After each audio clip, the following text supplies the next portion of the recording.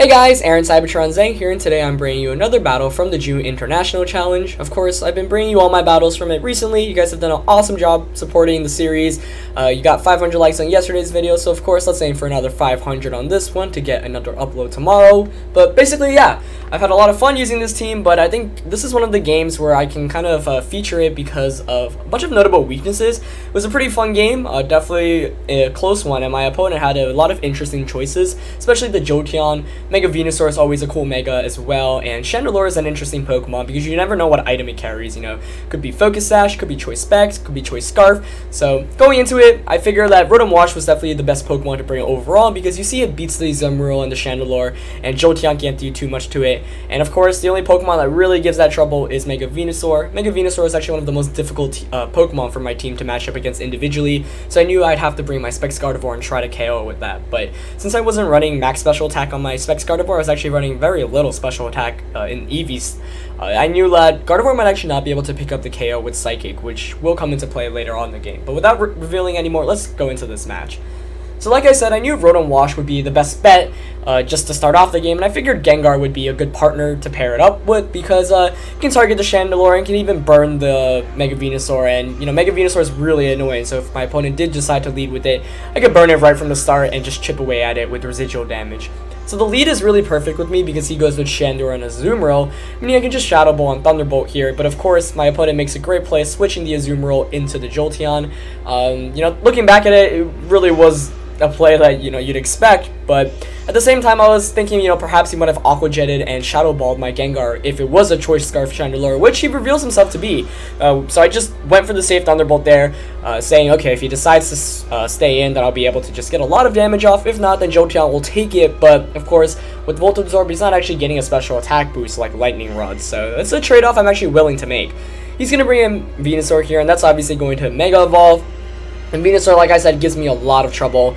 I don't want to just carelessly switch in my Gardevoir because I need Gardevoir to be at full health, and I needed to get a full-powered Psychic off against that Venusaur. So I'm going to protect my Rotom Wash here. I don't want it to take any damage, and he just goes for the safe Thunderbolt onto Gengar.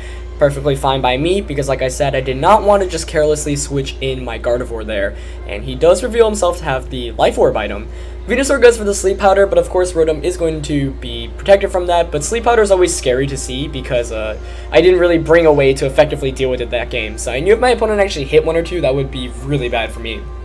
Now this next turn, his Jolteon goes for the Psychic onto Gardevoir, which brings me under 50%, you know, a lot more than I actually expected. My Gardevoir is pretty bulky by itself, and I do go for the Choice Spec Psychic on Venusaur, outspeeding it, but it barely misses on the knockout, and that was really bad.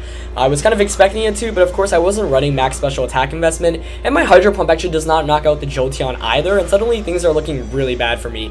He also gets a Giga Drain off against that Rotom Wash, and he's going to heal himself a considerable amount, and now it's really bad because Jolteon can actually KO the Gardevoir with another Shadow Ball, so things are not looking too hot. I also need to conserve my Rotom Wash. You know, Rotom Wash at this point is my only real way of beating the Azumarill, which my opponent revealed in the back, so I know if I want any chance of winning this game, I need to make some smart switches and conserve that Rotom Wash. So I bring in the Lucario here, expecting the Shadow Ball Giga Drain, and that is what he goes for. At this point, I know that I didn't want to switch out the Rotom Wash this turn, and because I knew I needed to conserve Gardevoir as well, and I figured my end game was basically have Gardevoir and Rotom Wash together out on the field. But having Mega Lucario actually helps a lot too, because I do have the priority Bullet Punch, which can KO Jolteon.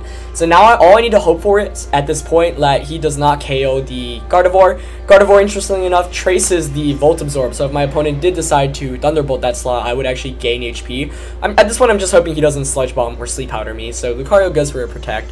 You know, one of the issues with using such a high offensive team like the one I used in the tournament is you often fall behind very quickly, and as a result, you know, you need to make some really smart switches, and if your opponent just plays a bit more aggressively and say double targets, then he can easily win the game. But fortunately enough, he does go attack into my Protect once again, and this following turn basically could not have played out any better. I get the Bullet Punch onto Jolteon.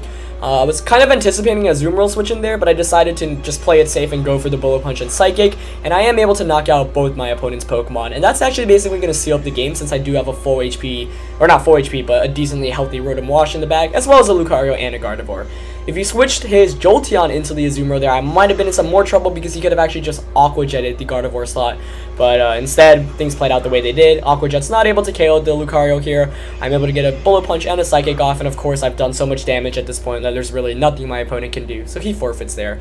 So a 3-0 win there, but definitely a lot closer than you'd anticipate it to be. Like I said, if my opponent was a bit more aggressive, since he was ahead already at some points and double targeted instead of, you know, attacking and making the safe play, he very well could have won the game. I really relied on switches and, you know, hoping that he wouldn't double target a slot, and in the end it did work out like that.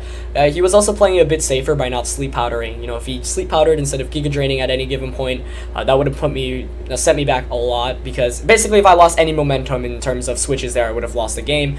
But of course, sleep powder is kind of a bad move to rely on. But really cool team by my opponent, definitely. You don't see Jolteon very often, but it definitely gave me a lot of trouble. Choice Scarf Chandelure also, you know, just eliminating the Gengar or doing enough, you know, bringing it down to 1 HP.